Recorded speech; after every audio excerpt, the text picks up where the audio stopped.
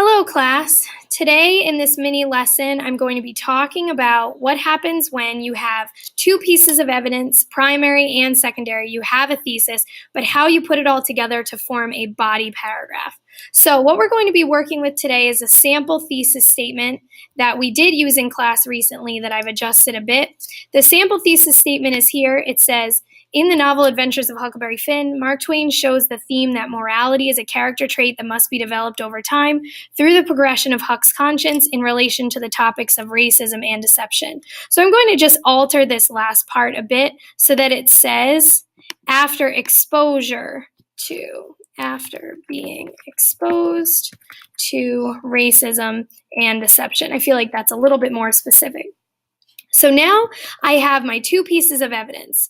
This is the quote from Huck Finn, and this is the quote from a secondary source. So clearly from this evidence, we can see that I'm going to be talking about a scene with the king and the duke, and how that helped Huck develop his own morality. So to start, I'm going to begin with a topic sentence that I will use to make sure that I can prove the validity of my evidence and my thesis. So I'm going to start with, surprisingly,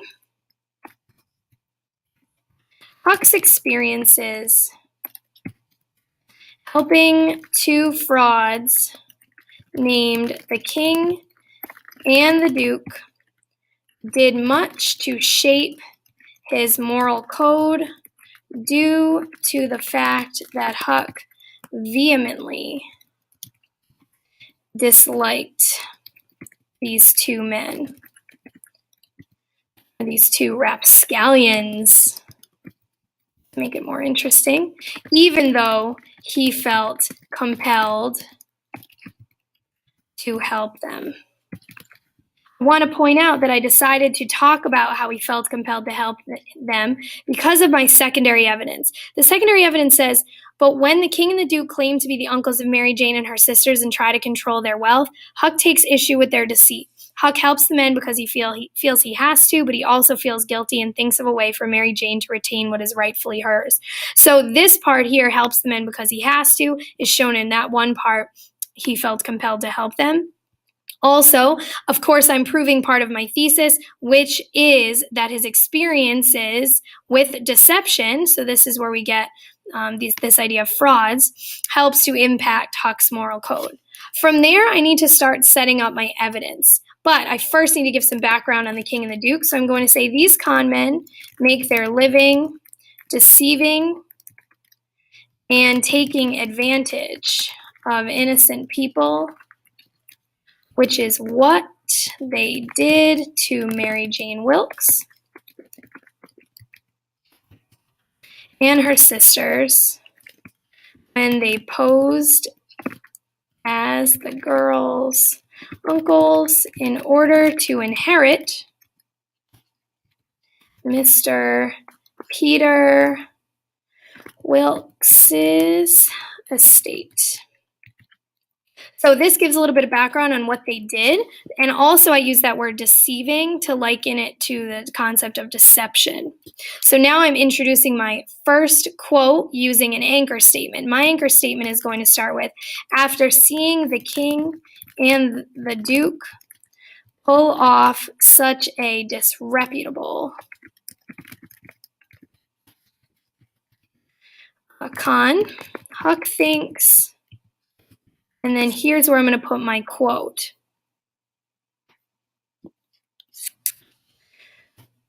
Well, if I ever struck anything like it, I'm a nigger. It was enough to make the body ashamed of the human race. And this is what he's thinking, not what he's saying, so I don't need to change the quotation marks. So now I need to spend some time analyzing my quote and make sure I analyze and tie back to thesis. So that's the X of the TEX format.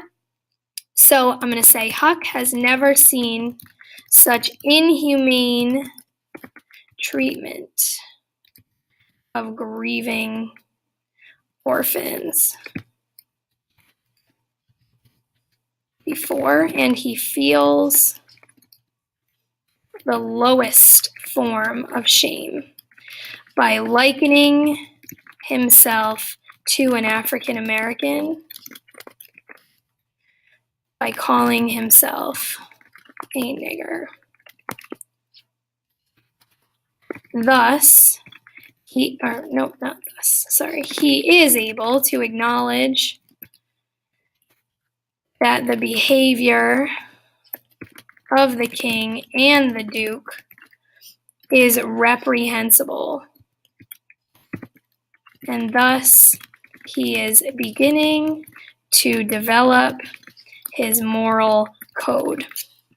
So just to go back, first I explain why he says this quote. He feels that he's never seen such inhumane treatment of these orphans before. And I explain the second part of the quote where he's talking about likening himself to a nigger. Then I explain he is able to acknowledge that the behavior of the king and the duke is reprehensible and thus is beginning to develop his moral code. I want to tie it back to thesis before bringing in my secondary evidence. So now I need to determine how I'm going to bring in my secondary evidence. I don't necessarily want to break it up here by using in her criticism, although I could. Instead, I'm going to try and mold the secondary evidence into my body paragraph by saying something like,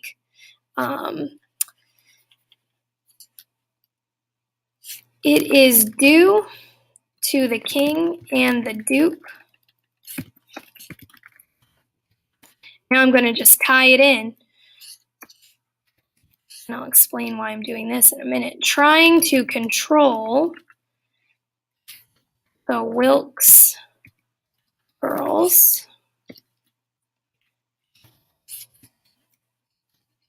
wealth that Huck, and now I can steal the rest. So I'll explain what I'm doing here. I'm trying to tie my quote into the paragraph without saying the critic's name at the beginning. So I'm saying it is due to the king and the duke trying to control the Wilkes girls' wealth. So I'm changing it to, instead of this here, I have to change it. When I add brackets in, it means that it's my wording to help explain it better to the reader. So now I'm going to say Huck takes issue with their deceit, and Huck helps the men because he feels he has to, but he also feels guilty and thinks of a way for Mary Jane to retain what is rightfully hers. So now, since I took the critic's name out, I have to cite it at the end. And then I'm going to now comment on this secondary evidence and begin tying it all back to my thesis statement. So I'm going to say, Huck's desire to help Mary Jane and her sisters overcomes his need to help, actually that's not in quotes, to help the king and the duke, because he's actually helping him, the duke, demonstrating that he is starting to see wrongs in society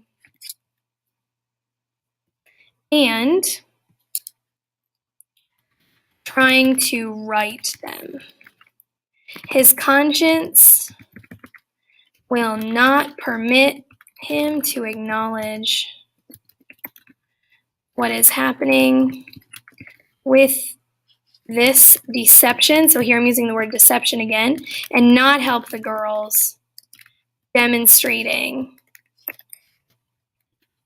that deception of the innocent goes against his morals.